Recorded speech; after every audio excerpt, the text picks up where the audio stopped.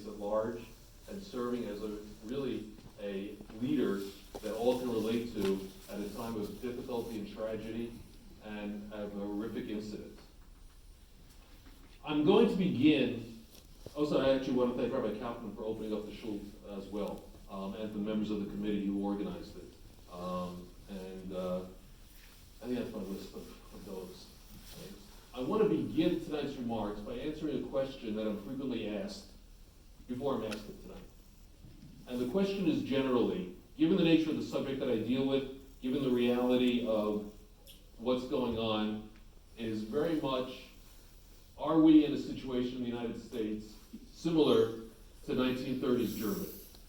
Are we on the cusp of something, if not exactly the same, but something similar to what led to the Holocaust in Europe? And there are a lot of people who feel very strongly one way or the other. My answer to that question is going to be very direct. The answer is no. I don't accept that comparison. And I'll give you very quickly 6 reasons why, despite the anti-Semitism that we're facing today, and we're going to talk about it in more detail, but I wanted to get this out of the way first, in a way, that we are not in a 1930s situation. First, there is no history in the United States of state-sponsored anti-Semitism. There is clearly anti-Semitic violence in the United States, but there is no state-organized pogroms to the extent that existed in Europe prior to World War II. At the same time, there is no history in the United States of one single state-sponsored religion. While there certainly was an informal religious barriers put up against Jews in many ways, up till the year, including the mid part of last century, where Jews were restricted and barred, but nonetheless, there was not one religion that was officially established as a state religion, and that the others were seen as secondary to. Third, Jews have always been able to fight back against anti-Semitism. And if we go back even to the colonial period, Jews were vigorous and active in opposing anti-Semitism. Fourth, anti-Semitism in the United States has always had to compete with other forms of bigotry because of the presence of indigenous population of the United States, Native Americans, as well as the importation of minorities through the slave trade, and later on, the immigrant populations, whether it was the Irish Catholic or whether it was Chinese, that were also viewed as inferior and subject to discrimination. Jews have not been the only ones singled out. Next, most Americans come from other places. If we trace our lineage back, even those who came on the Mayflower came from someplace else. And in most cases, they were fleeing or looking for better opportunities. And they were leaving behind bitter memories of the situations that they themselves had faced. And finally, anti-Semitism is foreign to the ideals, and I stress the ideals, not necessarily the reality, but the ideals that this country was founded on. So for those who want to embrace anti-Semitism, they could not find support in the official ideals of American structure of life. But, as I alluded to, that does not mean that anti-Semitism has not been present in the United States. Rabbi Kaufman mentioned that many of us, for many years, until the last few years, really did not have a strong visceral reaction or feeling about anti-Semitism in this country. And that's true. We went through, perhaps we could say, a golden period. But it doesn't, and we shouldn't, ignore the fact that anti-Semitism has been present in the United States even before there was the United States. If we go back to the founding of New York, and Peter Stuyvesant, the Dutch East India colonies, who did not want to allow Jews into New York at all, into New Amsterdam as it was called. And he wrote in 1654, and I'm reading his words, "The deceitful race, such hateful enemies and blasphemers of the name of Christ, be not allowed to further infect and trouble this new colony." Stuyvesant was also a racist, not just an anti-Semite. And he was overruled by his superiors, and Jews were allowed in, establishing the first presence in New York of Jewish life. But it had to be because Jews fought back and were able to overcome the words of anti-Semitism. And the presence of Jewish life in New York, as in the United States, has not always been smooth. And I'm not going to give you a whole history of anti-Semitism in the United States. If you thought the introduction was long, you can imagine how long that would be. But I will give you just another quote. This is from a newspaper. It's from the New York Post, actually. And it said, "Every Jewish resident had stories to tell of relatives or acquaintances beaten by gangs whose leaders almost invariably prefaced the attacks by demanding, 'Are you Jewish?'" A lot of people would say that. I took that quote from last month's New York Post. It was actually from 1944, from January 1944. And it was published in reaction to groups of marauding Catholic youth who were going around Jewish neighborhoods, such as Washington Heights, Flatbush, and the Bronx, attacking, vandalizing Jews, and physically attacking them, to the point where Mayor LaGuardia, that time Mayor of New York, had to appoint a commission to investigate. And the same thing happened in Boston. And another commission had to be appointed to investigate. So the problems that we see now, in many ways, are rooted in American history. They've always been a part of American history. And it continued. If we look to more recent times, from the late 20th century on, from the last 2-3 decades alone, I'm just going to give you some brief examples of hardcore anti-Semitic violence that in some ways we forgot about, or at least some of us did.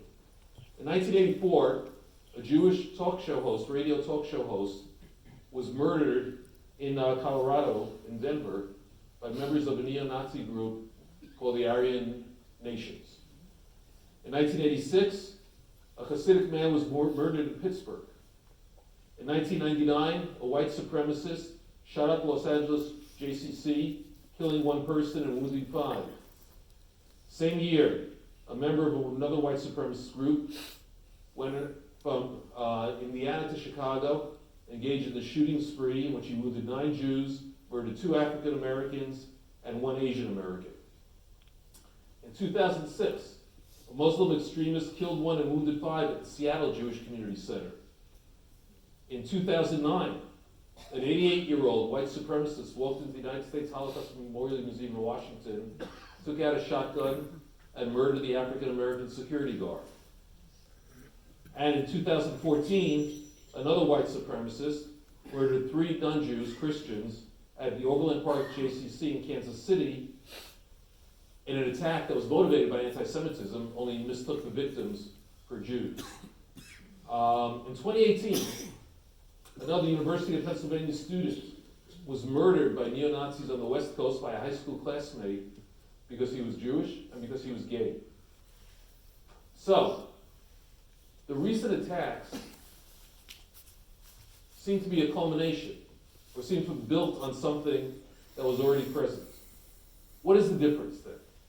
Why are we now so concerned? Why do people come out here? And there is a difference. Even though anti-Semitism in the U.S. is not new, it's always been a part of the picture. But after the Holocaust, anti-Semitism was repudiated by the American mainstream and became politically and socially unacceptable. Those instances that I just mentioned, what they all had in common were that they were perpetrated by fringe figures, members of extremist groups or extremist ideologies. lone wolves operating to a certain degree on their own. Sure, they had backgrounds. The 88-year-old shooter had been a member of neo-Nazi groups for years. The Oberlin Park shooter was first sentenced in the 1980s as part of a criminal riot perpetrated by neo-Nazis in North Carolina. They were not new, but they were all isolated on the fringes. Mention was made of social media. That has been a major part of changing the climate today. But it's not the only part. Because what we saw, if we begin by looking at the march in Charlottesville and the legitimizing of extreme anti-Zionist statements by members of Congress, signified a new openness to anti-Semitism in our political discourse. Murders in Pittsburgh, in Poway, California, Jersey City, the attack in Muncie, were the worst acts of anti-Semitic violence in the U.S., and they all flowed one after another. There were not 10 years gap between them. The gap was months in many cases. And they were incited. And incitement continues. Take one example outside of the United States. You're all familiar with the terrible murder in Christchurch in New Zealand. The manifesto of that shooter is now being used online to inspire others to follow in his footsteps.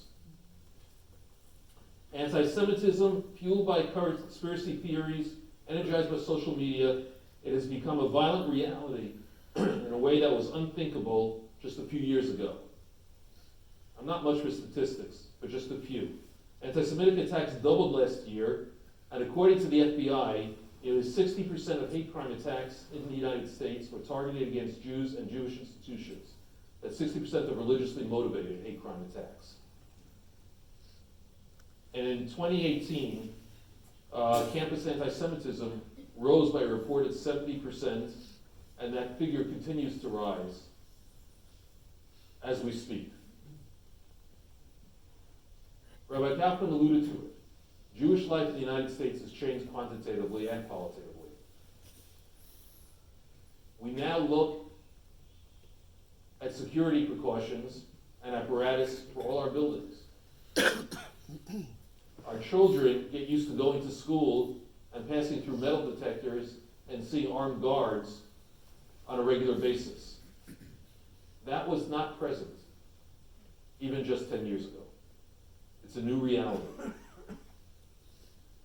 But the question then arises, if anti-Semitism is such an evil that has led us to that situation, what are the benchmarks, to use the word that was used earlier, of that anti-Semitism? How do we define it? What is anti-Semitism? And you could go on an academic route and you could spend a whole seminar dealing with definitions of anti-Semitism. One of the great medievals of the late 20th century, a Stanford professor named Gavin Longbeer, who wrote on medieval anti-Semitism, actually called one of his books toward a definition of anti-Semitism. He wasn't ready, after a lifetime of work, to conclude that he had reached the exact definition. He was still working toward it. But the reality is that we don't live in an ivory tower. The attacks that we're talking about were real life and real time to real people. So for those of us looking and working at it, we began to realize that we had to go in a different direction. The academic work is important.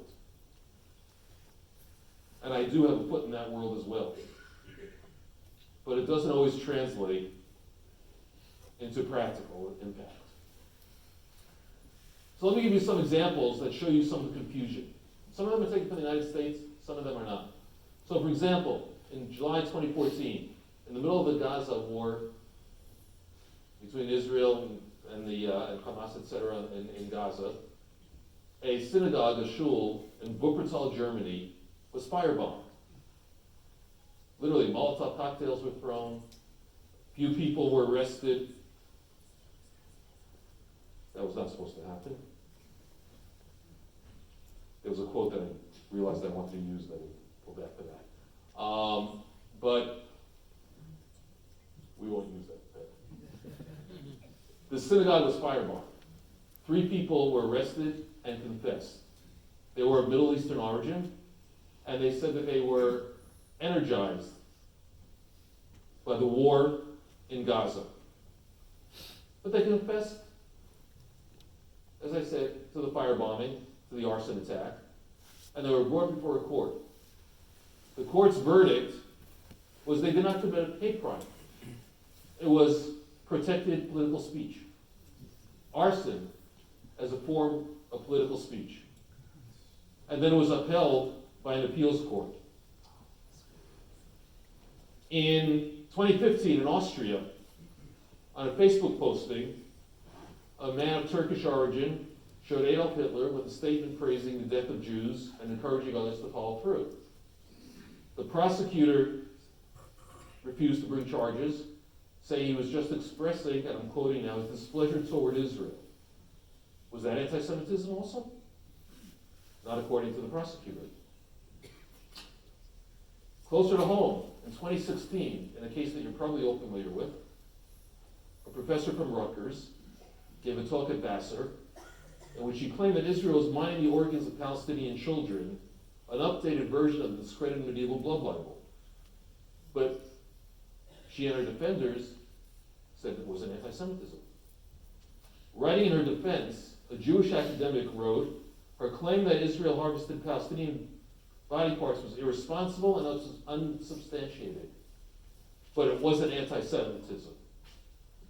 As we used to say in Brooklyn, a distinction without a difference.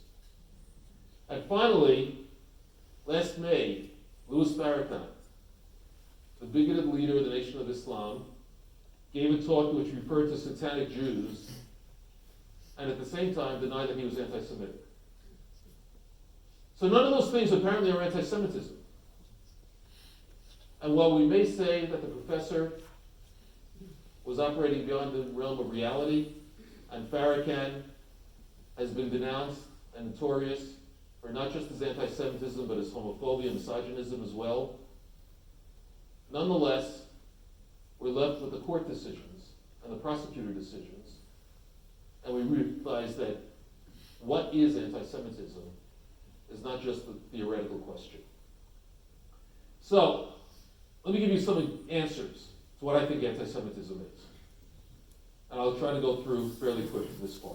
First of all, anti-Semitism did not begin in 1948 with the creation of the State of Israel, and it did not begin at the beginning of the 20th century with the first Zionist Congress, or the end of the 19th century with the first Zionist Congress, but anti-Semitism is a long history. And I'm going to use 4 versions of the letter D to give you that history in about 4 minutes. So first of all, anti-Semitism began in the early days of the separation of Judaism and Christianity. It doesn't mean that anti-Jewish feeling did not exist before, but it wasn't necessarily motivated in the same way. That could have been political, that could have been national.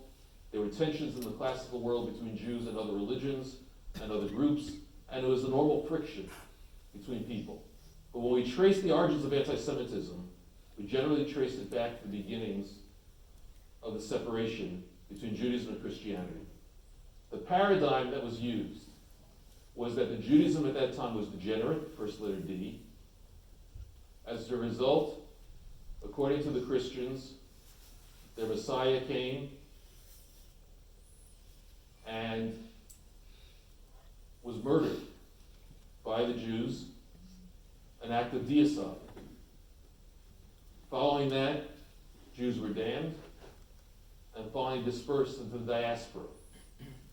That paradigm, simple to remember with those 4 Ds, set the stage for the whole strain of medieval anti-Semitism that existed basically up until the Holocaust in many ways. How many of you remember looking at the pictures on television of the destruction of the cathedral by fire of Notre Dame last summer? You may not be aware that over the doors of Notre Dame are two statues. One showing the church triumphant, with a staff intact, looking up, vigorous. The other showing blindfolded the synagogue, with the staff broken, shattered, inferior, because they had betrayed God's promise. The Jewish people had betrayed God's promise and deserved punishment. It was not just the language. Even the masterpieces of Western art, in many cases, reinforced those stereotypes. So that was the first form of anti-Semitism. The followers of the Enlightenment reacted against what they felt was overwhelming religious bigotry and narrowness, and they broke away from more scientific worldview, but many of them, including Voltaire, felt that their rejection of the Christian Bible meant they had to reject the originators of the Bible, the Jews. And so they turned to their own anti-Semitism, based on their rational thought. That was the second. The third was the pseudoscience of the late 19th century that took Darwinism in a direction that Darwin never envisioned and created a taxonomy of races, of racial superiority, cloaked in the pseudoscientific language that led to Nazi racial science. It also led to the science and the act of eugenics in the United States, which was a model for the Nazis, among other things. And the last was the socialism, the anti-Semitism of the left, beginning with Marx and others that viewed Jews or any religion as being too particular, as being part of the money classes, the capitalist classes, and basically, in the classical Marxian term, viewed religion as the opiate of the peoples, and Judaism as one of the worst forms of religion. Those were the strands that led to the Holocaust. And after that, all of them, in many ways, especially in the West, were challenged. Racial anti-Semitism became pseudoscience, no longer accepted. The Catholic Church, the Protestant Church, re-examined their teachings, and in incredible acts of self-examination, moved in a totally different direction, challenging their own teachings of hate and contempt. Only the communist world kept up the anti-Semitism as a form of political propaganda and allied itself with the enemies of Israel and the enemies of the West. As a result, anti-Semitism had to look for a new venue to come out. If it was unacceptable in the traditional ways, it had to find a new form of acceptance. And that crystallized with the birth of the State of Israel in 1948. Because now you had a target that could legitimately, in their minds, serve as a receptacle for anti-Semitism. So you're no longer an anti-Semite, but you're an anti-Zionist. And the way this worked, essentially, and again, I'm trying to conflate, not to take too much time or detail, was that the anti-Zionism, particularly in the latter part of the 20th century, the early part of the 21st century,